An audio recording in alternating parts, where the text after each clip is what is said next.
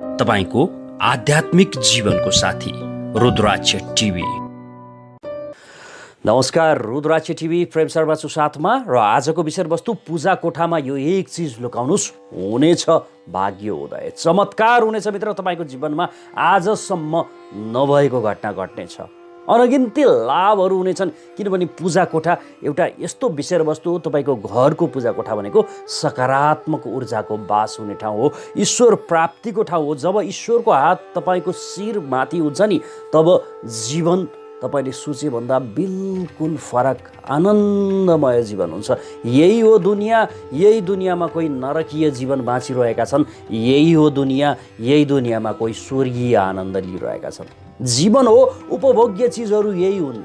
साधन र स्रोतहरू फरक होलान्, तपाईँसँग साधन र स्रोतहरू नहोलान्, तर ती व्यक्तिसँग साधन र स्रोतहरू छन्। किन त भन्दा ईश्वरको भक्ति छ, ईश्वरको आस्था छ, तर पनि काम बनेन। किन भन्दा ईश्वरको हात तपाईँको शिरमा परेन। अब पर्छ मित्र, यो एक चिज पूजा कोठामा लुकाउनुहोस् है। यो सुटुक्क लुकाउनुहोस्, अरूलाई देखाउने विषय र वस्तु नै होइन, तपाईँले लुकाउनुहोस्। र यसको विधि के हो त? यो विधिको चर्चा र परिचर्चा गर्छु। विशेष त यो तुलसाको मोठ तपाईँको घरमा हुनु पर्यो। सबैभन्दा पहिले यो विधिको प्रयोग गर्नुभन्दा अगाडि तपाईँको घरमा तुलसाको मोठ, अर्थात् सामान्य भाषामा तुलसाको मोठ भनिन्छ।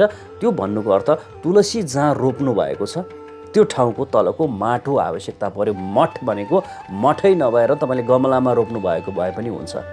पूर्वतिर, उत्तर साइडतिर अथवा पूर्व उत्तरको कुना ईशान्य कोणमा हुनुपर्छ तुलसाको मोठ। अब नमिल्ने अवस्थामा सिधै पूर्व पार्दा पनि भयो, उत्तर पार्दा पनि भयो, अथवा घरबाट मूल ढोकाबाट बाहिर निस्किँदा दाहिनेतिर परेको तुलसाको मोठ हुनु पर्यो। हो, अब यो तुलसाको मोठको माटोको प्रयोग म तपाईँलाई बताउँछु र त्यो प्रयोग गरेर तपाईँले सुटुक्क पूजा कोठामा लुकाउनु पर्ने आवश्यकता पर्दछ है त। यति काम गर्नुहुन्छ भने तपाईँको जीवनमा आमूल परिवर्तन आउँछ। ईश्वरको दाहिने हात तपाईँको शिरमा, जब प्रभुको हात तपाईँको शिरमा पर्छ नि, परमात्मा परमेश्वरको कृपाले तपाईँका सम्पूर्ण दुःख, दर्द, अनिष्टहरू हटेर जान्छन्। रोग व्याधि निर्मूल भएर जान्छन्। बाधा अवरोध, तन्त्र मन्त्र यन्त्र जन्त्र जस्ता चिजले बाधा अवरोध दिइरहेको छ, कुनै पनि प्रकृतिको ग्रह दशा लागेको छ भने पनि अब समाप्त हुन्छ। राहु केतु शनि जस्ता ग्रहहरू अब थरथरी काँप्छन् तपाईँसँग।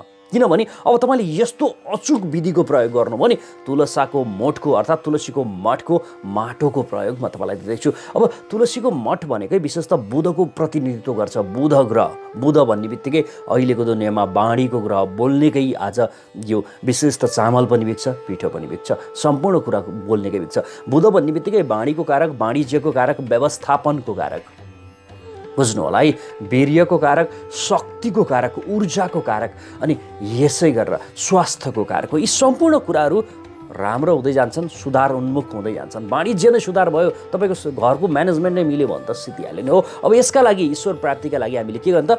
यो तुलसाको मोठ भनेको श्रीहरि विष्णुको कारक, माता तुलसी माता भन्छ नि हो, यहीँको माटोको प्रयोग गर्ने अत्याधिक फाइदा छ मित्र। यो फाइदाको सन्दर्भको कुराहरू छ। तपाईँले अब के गर्नुहोस्, शुक्रबारको दिन होस् है, कुनै पनि शुक्रबार होस्, केही फरक परेन, शुक्रबारको दिन होस्, तुलसी बिहान उठ्नुहोस् ब्रह्म मुहुर्तमा उठेर स्नान आदि सम्पूर्ण सकेपछि सफा वस्त्र धारण गरेर जुन तपाईँ तुलसाको मोठमा जल दिनुहुन्छ त्यो दिनुहोस्, दियो बालिदिनुहोस्। त्यसपछि जब तपाईँ यो सूर्यलाई अर्घ दिनुहुन्छ, पूजा पाठ गर्नुहुन्छ, पूजा पाठ गरिसकेपछि फेरि आउनुहोस् तुलसाको मोठमा र आधी मुठी माटो लिनुहोस्, मात्र आधी मुठी माटो लिनुहोस् है त। आधी मुठी माटो लिनुहोस् र त्यो माटोलाई 3टा डल्लो बनाउनुहोस्, जम्मा 3टा गोला बनाउनुहोस्। के मिसाएर त भन्दा त्यो माटोलाई तपाईँले चाँदीको भाँडोमा राख्नुहोस्। सर्वप्रथम आधी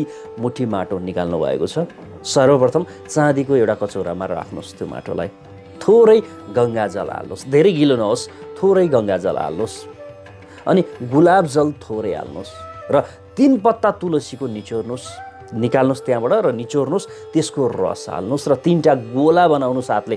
यसरी 3टा गोला बनाउनुहोस्। किन बनाउने त भन्दा तुलसाको मोठको माटो अत्यन्त शुभ हुन्छ। त्यो भनेकै विशेष त यो बुध ग्रहको कारक हो, विष्णु भगवानको कारक हो, माता लक्ष्मीको कारक हो। यसै गरी तुलसी माता, त्यो त थाहा छँदैछ। यो अति पवित्र माटोलाई 3टा गोला बनाउनु भयो, त्यो पनि पवित्र चिज मिसाएर, गङ्गाजल, गुलाब जल र त्यही तुलसीको पातको रस मिसाएर चाँदीको भाँडोमा, फेरि अति पवित्र चाँदीको भाँडो, तपाईँले 3टा गोला बनाउनु भयो। बस यति काम गर्नुभयो। अब के गर्नुहोस् त भन्दाखेरि त्यो गोलालाई त्यहीँ सुकाइदिनुहोस्। बुझ्नुभयो है?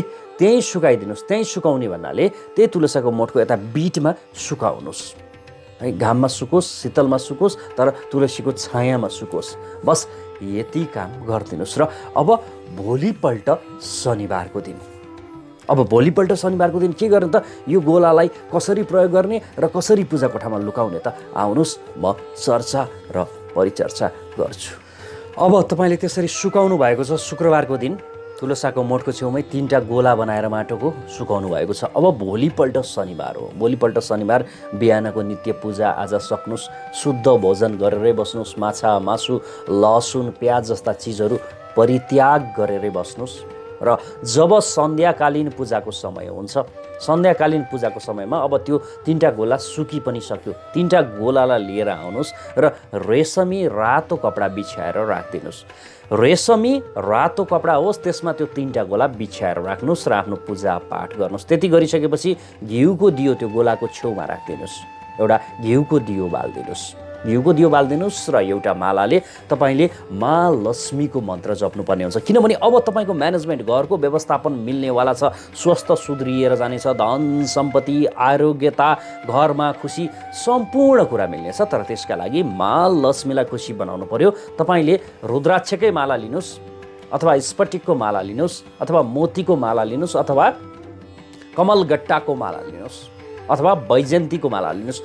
यो माला लिएर माँ लक्ष्मीको मन्त्र 3 माला जप्नु होला है। 1 माला मात्रै गर्दा पनि हुन्छ, तर 3 माला अत्याधिक उत्तम हुन्छ।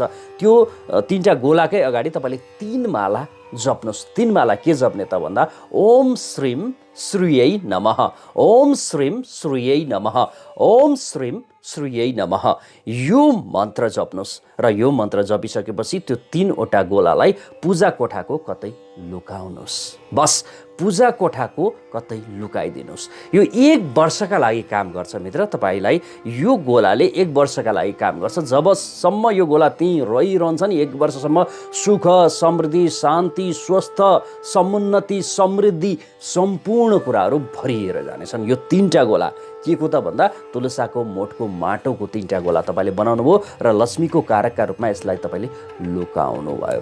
बस एकादशी तिथिमा तुलसाको पात चुडेर 3वटा पात चाहिँ चढाइदिनु होला। जहाँ लुकाए पनि, कतै भित्र मानिसहरूले नदेख्ने ठाउँमा लुकाउनुहोस्, तर त्यो पूजा कोठाकै भित्र परोस्, तर कतै मानिसहरूको नजर नपर्ने गरी तपाईँले लुकाउनुहोस्। र विशेष त यो एकादशी तिथिमा 3वटा तुलसाको पात चुडेर तपाईँले चढाइदिनुहोस्। बस यति काम गर्नुहुन्छ भने त्यो ऊर्जावान भइरहन्छ। यो बुध ग्रहसँग सम्बन्धित चिज, यो 3वटा माटोको गोलाले तपाईँलाई विशेष त अभूतपूर्व लाभ दिन्छ।